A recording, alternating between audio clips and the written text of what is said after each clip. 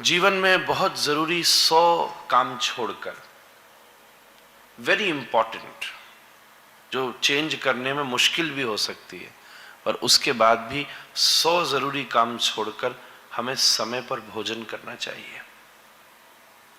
सतम विहाय भोक्तव्यम, 100 जरूरी काम छोड़कर भोजन करना चाहिए।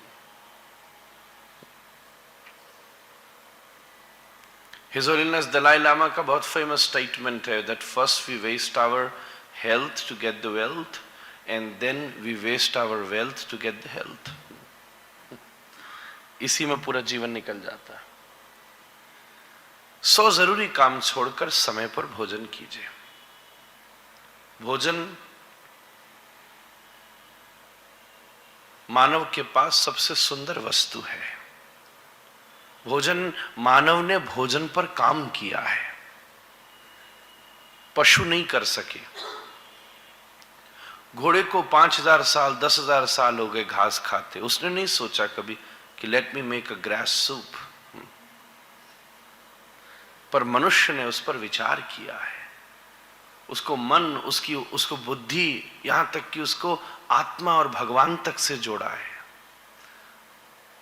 जब वो प्रभु से स्पर्श होकर आता है तो हमारी आत्मा को तृप्त करने वाला प्रसाद बन जाता है। जब उसमें स्वाद और परिवार की रुचि जुड़ जाती है तो वो मन को आनंदित करने वाला मनोरंजन भी साधन बन जाता है। एक बात ध्यान दीजिएगा, कोई भी मनोरंजन बिना भोजन के पूरा नहीं हो सकता। कोई भी भजन बिना भोजन के पूरा नहीं हो सकता। कथा में प्रसाद तो प्रमाण है कि हम कथा में गए थे। एक जगह हमारा आयोजन था, माँ प्रसाद विश्राम हो गया तो बोली नहीं मुझे तो चाहिए ही डिब्बा। सबने कहा ऐसी क्या बात, कल ले लियो। बोले आज घर वाले मानेंगे नहीं कि मैं कथा में गई भी थी। ये दिखाने से पता तो चलेगा कि वहीं गई थी। 100 जरूरी काम छोड़कर समय पर भोजन कीजिए। भोजन समय पर हो, सात्विक हो, तीसरी बात ईमानदारी से प्राप्त किया हो, और चौथी बात प्रभु को समर्पित हो। ये 4 वस्तुओं का अगर भोजन पर विचार कर लिया तो भोजन ही आपका भजन है। ज्यादा समस्या में पड़ने की आवश्यकता नहीं है। जीव केवल रोज जगन्नाथ का प्रसाद ही पाले और कुछ न करे तो वो मोक्ष को प्राप्त कर सकता है। स्कंद पुराण में उसकी इतनी महिमा का वर्णन है। दोपहर में 2 बजे खाइए औषधि है, रात के 2 बजे खाइए तो विष है। कई बार हम लोगों को भी खाना पड़ता है 12-1 तक, तो फिर कई बार बैठक ही नहीं विश्राम होती, क्या करें। पर प्रयास तो होना ही चाहिए। इसलिए कल हम लोग जब सब बैठे उसके पहले सोचे कि जिम लें, कम से कम वॉक करके नहीं पचा पाया तो हम परिवार लोग टॉक करके तो पचा ही लेंगे। समय पर पहली बात, सात्विक दूसरी बात। सात्विक भोजन की अपनी एक श्रृंखला है। वस्तु जितनी प्राकृतिक होती है उतनी ऊर्जावान होती है। फॉर एग्जाम्पल, हम परिवार तो आयुर्वेद से भी जुड़े हुए हैं और उससे संबंधित भी व्यापार करते हैं, इसलिए आप आयुर्वेद की उस विज्ञान से परिचित होंगे। अगर रसोई में गेहूं 6 महीने तक रह सकता है तो आटा 1 महीने तक रह सकता है, और रोटी 3 ही दिन तक बड़ी मुश्किल से रह पाती है। प्राकृतिक वस्तु पर मानवीय जितना हस्तक्षेप होता जाता है वो वस्तु की आयु उतनी शिथिल होती जाती है। और कई बार तो हम मृत आहार का सेवन करते हैं। तो मृत आहार शरीर के अमृतत्व को कैसे जागृत करेगा? If the food is dead, मृत आहार, जब हम फल खाते हैं तो वो मृत आहार नहीं है।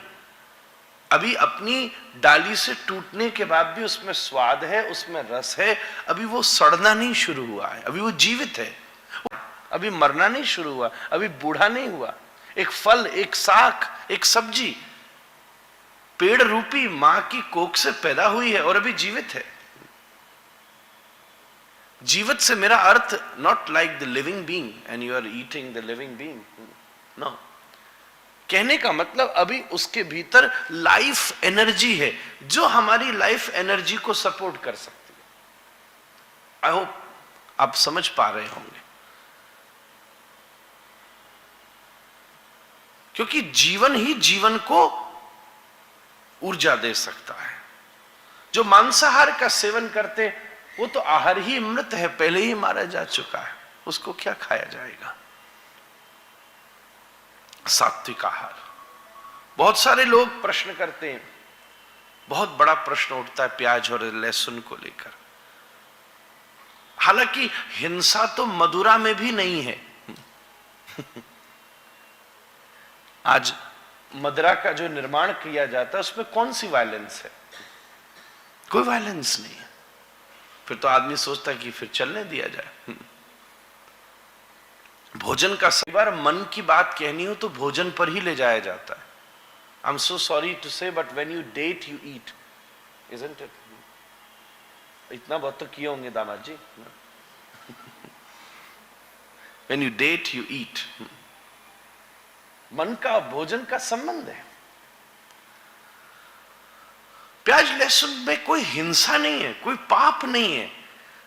हां, परंतु अगर कोई डायबिटीज का मरीज इंसुलिन भी लगाए और फिर गन्ने का जूस भी पी ले तो उसने स्वयं विषामृत की संधि कर ली।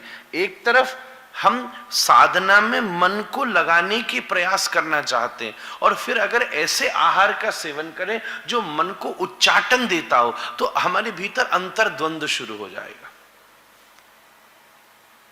हम चाहते हैं कि मन किसी एक प्रोसेस में कंसंट्रेट हो, इसलिए हमारे यहाँ चैंटिंग है कि एक मंत्र को रिपीट करते रहो जिससे वो हमारी श्वासों की गति पर चढ़ जाए।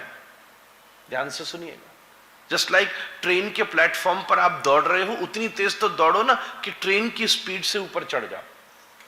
तो ऐसे ही हमारे जीवन, हमारे मन की एक गति चल रही है, तो हमें जप करते हुए उसको इस स्थिति तक ले जाना है कि वो हमारी आवागमन की ऊर्जा तक चढ़ जाए। ध्यान दीजिएगा। पर अगर मन को एकाग्र करने की हम कोशिश में हैं और उसमें किसी ऐसी वस्तु का सेवन करें जो मन को उग्र करे, तो एकाग्रता और उग्रता दोनों में संबंध नहीं बैठेगा। आजकल people are aware about having so much sugar that it can give you a sugar rush. Somehow it is close to the same format. हम हाइपर हो सकते हैं अगर बहुत ज्यादा, खास बच्चों में ये देखा जाता है, हाइपर हो सकता है बच्चा अगर बहुत ज्यादा शुगर इनटेक कर ले। तो उसी कैटेगरीज में ये सारे विषय उत्पन्न हुए हैं। तो सात्विक, तीसरी बात, ईमानदारी से प्राप्त किया।